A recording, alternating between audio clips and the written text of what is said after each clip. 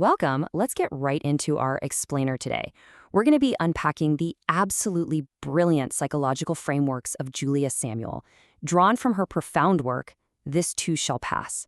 Now, if you've ever felt completely unmoored by a major life change, even a really good one, well, you are absolutely in the right place. Today, we're taking Samuel's clinical insights and basically transforming them into your ultimate, actionable toolkit for navigating life's inevitable transitions. I want to start with a quote that really validates an emotional experience so many of us tend to hide. It goes, "Transitions carry loss even when they bring gain. Grief and gratitude can coexist." Think about it. Have you ever achieved a massive goal, maybe landing a huge promotion, getting married, or having a child, and found yourself inexplicably sad? It is completely 100% normal to feel sadness even during positive life shifts. Ambivalence isn't a sign of failure at all.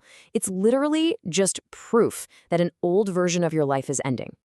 Okay, let's dive into this roadmap for today. We're looking at 1, the anatomy of change, 2, family and shifting identities, 3, work and reinvention, 4, the midlife reckoning, 5, the power of rituals, and 6, repair and meaning making. Section 1, the anatomy of change, reframing disruption. So the biggest mistake we make is treating transitional pain like some kind of pathology to be cured, rather than just an ordinary feature of human life. I want you to audit your own language for a second. How do you actually talk about change? On the destructive side, we have metaphors like battle or survival or feeling like a failure. Honestly, using those terms actually worsens your isolation. But when we lean into constructive metaphors, looking for continuity or simply calling it a transition or shifting, we anchor ourselves.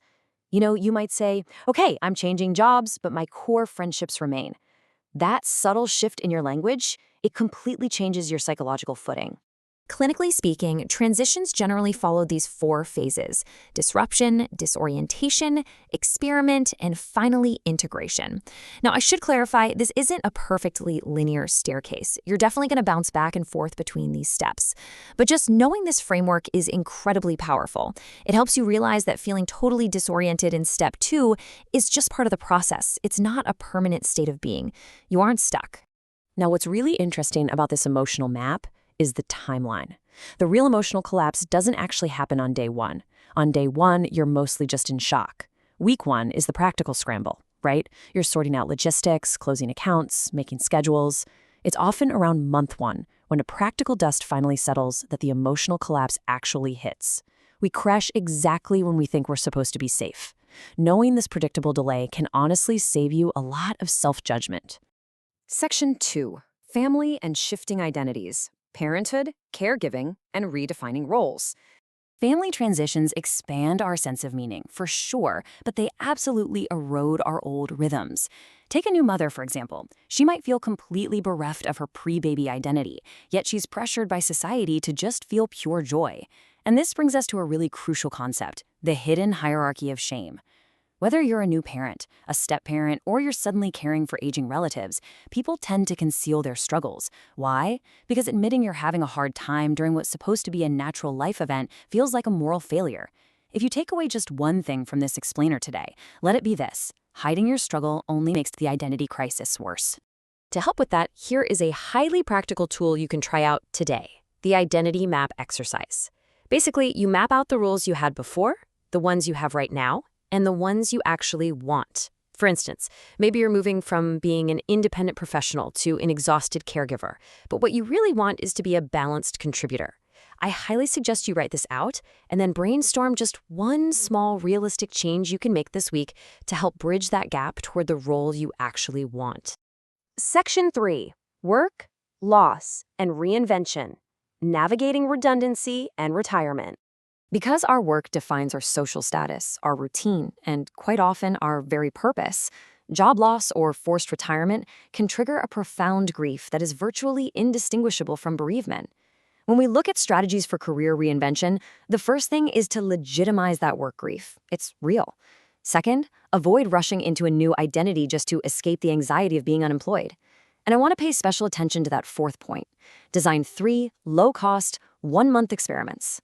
Samuel shares this great story of a 55-year-old engineer facing forced redundancy. Instead of panicking, he rebuilt his social capital by taking on tiny, low-stakes projects. A little mentoring here, a brief freelance gig there. These micro-experiments reveal your latent interests without the overwhelming pressure of a massive career leap. Section 4. The Midlife Reckoning.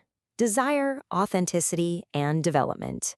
So, we've all heard the punchlines about midlife crises, right? The flashy sports car, the sudden career quit. But clinically speaking, midlife is actually a crucial developmental signal demanding a reassessment of meaning in your life. On the surface, we get those sudden life reappraisals, affairs, or abrupt departures. But what is really happening underneath all that? Dig deeper, and we see deep, unresolved developmental tasks, unmet needs for validation, for novelty, and authentic self-expression. Acknowledging this means we can approach midlife with ethical experimentation, exploring new possibilities safely rather than just impulsively destructing our current lives. Section 5. The Power of Rituals. Sensory Anchors for Overwhelming Emotion. And this brilliantly illustrates how rituals act as sensory anchors. They contain our overwhelming emotions and actually give our brains permission to integrate change. Here are 3 types of restorative rituals you can implement. Farewell rituals help create that much-needed closure. Legacy rituals preserve important stories. But everyday micro-rituals, those are incredibly powerful. There's this brilliant anecdote in the source about a father struggling with immense guilt after returning to work from parental leave. His solution was a micro-ritual. He instituted a 15-minute, completely uninterrupted play session with his child every single morning.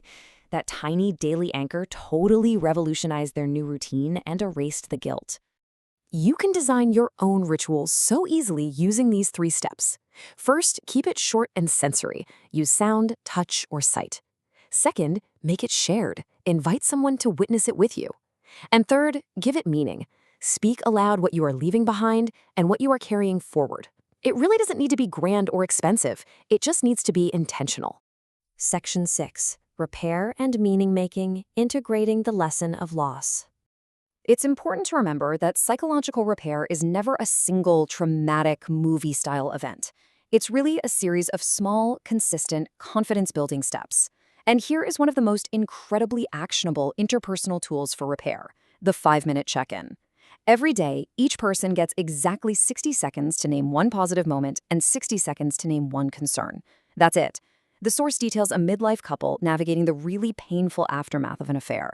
They couldn't fix everything all at once, but they used small, highly structured conversations, exactly like this one, to slowly, methodically rebuild safety and trust. Now for internal repair, consider these meaning-making practices. Writing a letter to your past self, keeping a 30-day values journal, joining a witnessing circle, or listing gratitudes for the traits that survived the transition. All of this allows for what psychologists call narrative reauthoring. You're basically building a cohesive story of your life that holds both your deepest wounds and your greatest resources at the exact same time. So the crucial point here is this: time itself isn't some magical cure. Time is just a medium. It requires active tending. This 6-week stability plan shows you exactly how to tend to that time deliberately. On day 1, establish a tiny daily routine. By week 1, force a weekly social contact goal. By month 1, launch one micro-experiment. By doing this, you actively build the scaffolding for your new reality. To summarize with this really powerful metaphor, time is a medium for tending, not a battle for survival. Change needs tending, not speed. Your vulnerability, your confusion, and your sorrow, they do not mean your life has failed. They are simply signals that an old system is giving way to new forms of meaning. Which brings us to our final thought. Armed with this clinical toolkit, the metaphors, the identity maps, the micro-rituals, you actually have the agency to shape what comes next. So I'm going to leave you with this question to answer right now. What is one small pledge you can make for your future today? Take that step, and remember, this too shall pass. Thanks for learning with me today on The Explainer.